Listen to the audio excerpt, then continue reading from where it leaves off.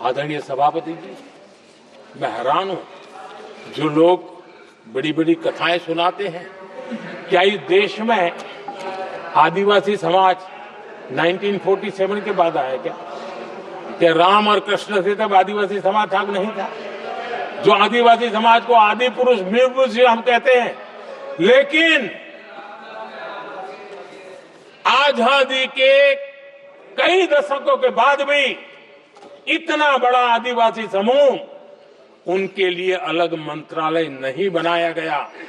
पहली बार अटल बिहारी वाजपेयी की सरकार आई और उन्होंने अलग आदिवासी मंत्रालय बनाया, अलग आदिवासी विकास और विस्तार के लिए बजट दिया। आदरणीय सभापति जी, हमारे माछीमार समाज, मछुआरा समाज क्या अभी भी आया है क्या उनकी नजर नहीं की आपकी? इन मछुआरा समाज के कल्याण के लिए पहली बार हमारी सरकार ने आकर के अलग मंत्रालय बनाया फिशरीज का। उनके कल्याण के लिए अलग से हमने बजट दिया, समाज के इस तबके भी चिंता की। आदरणीय सभापति जी, मेरे देश का छोटा किसान, उसके जीवन में सहकारिता एक मुख्य अंग है। छोटे किसान की जिंदगी को सामर्थ्य देने के लिए सहकारी क्षेत्र को जिम्मेवार बनाना, सहकारी क्षेत्र को सामर्थ्यवान बनाना, सहकारी क्षेत्र को बल देना, इसकी महात्मा हम समझते हैं, क्योंकि छोटा किसान, उसकी चिंता हमारे दिल में थी और इसलिए हमने अलग सहकारिता मंत्रालय बनाया। हमारी सोचने का तरीका क्या है? हमारे देश में नौजवान है, पूरा विश्व आज वर्कफोर्स के लिए तरस रहा है। देश में डेमोग्राफिक डिवीजन लेना है तो हमारे इस वर्कफोर्स को स्किल बनाना चाहिए। हमने अलग स्किल मंत्रालय बनाया ताकि दुनिया की आवश्यकता के अनुसार मेरा देश का नौजवान तैयार हो और विश्व के साथ वो अपने आगे बढ़े। आदरणीय सभापति जी, हमारा नॉर्थ ईस्ट इसलिए कि वहां वोट कम है, सीटें कम है, इसकी कोई परवाह नहीं है। यह अटल जी की सरकार थी जिसने पहली बार नॉर्थ ईस्ट के कल्याण के लिए डोनियर मंत्रालय की व्यवस्था की और आज उसका परिणाम है कि नॉर्थ ईस्ट के विकास की नई चीजों को हम प्राप्त कर पाए। इसी के कारण रेल, रोड, पोर्ट, एयरपोर्ट ये बनने की दिशा में आगे बढ़ रहे हैं। आदरणीय सभापति जी, आज भी दुनिया के देशों में लैंड रिकॉर्ड के लेकर के समृद्ध देशों को भी कई संकट।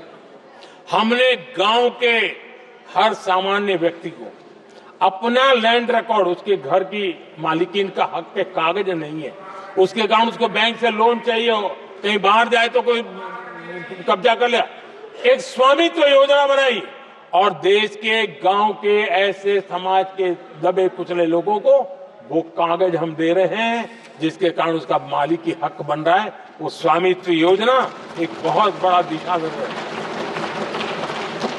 आदरणीय सभापति जी, इन सारे कामों के कारण पिछले 10 वर्ष में हमने जो प्रयास किया, हमने जिस प्रकार से गरीब को मजबूती देने का काम किया है, हमने जिस प्रकार से गरीब के अंदर एक नया आत्मविश्वास पैदा किया है और एक सही दिशा में चलने का परिणाम है कि आज इतने कम समय में मेरे देश के 25 करोड़ मेरे गरीब साथी गरीबी को परास्त करने में सफल हुए और हमें इस बात का गर्व है। और मैं संविधान निर्माताओं के सामने सर झुका करके कहता हूं, जो संविधान हमें दिशा दे रहा है उसके तहत मैं ये काम कर रहा हूं। और मैंने, आदरणीय सभापति जी, जब हम सबका साथ सबका विकास की बात करते हैं, वो नारा नहीं है, वो हमारे आर्टिकल ऑफ फेथ है। और इसलिए हमने सरकार की योजनाएं भी बिना भेदभाव को चलाने की दिशा में काम किया है और संविधान हमें भेदभाव की अनुमति नहीं देता है। और इसलिए हमने आगे चल करके कहा है सैचुरेशन, जिसके लिए जो योजना बनी है उसका लाभ उन लाभार्थी को 100% लाभार्थी को मिलना चाहिए। ये सैचुरेशन अगर सच्चा सेकुलरिज्म को है ना, तो ये सैचुरेशन में है। सच्चा सामाजिक न्याय अगर किसी में है तो ये सैचुरेशन। 100%, 100% उसको बेनिफिट जिसका हक है मिलना चाहिए, बिना भेदभाव के लिए मिलना चाहिए।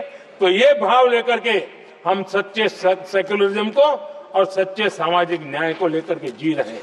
आदरणीय सभापति जी, संविधान की हमारे एक और स्पिरिट भी है और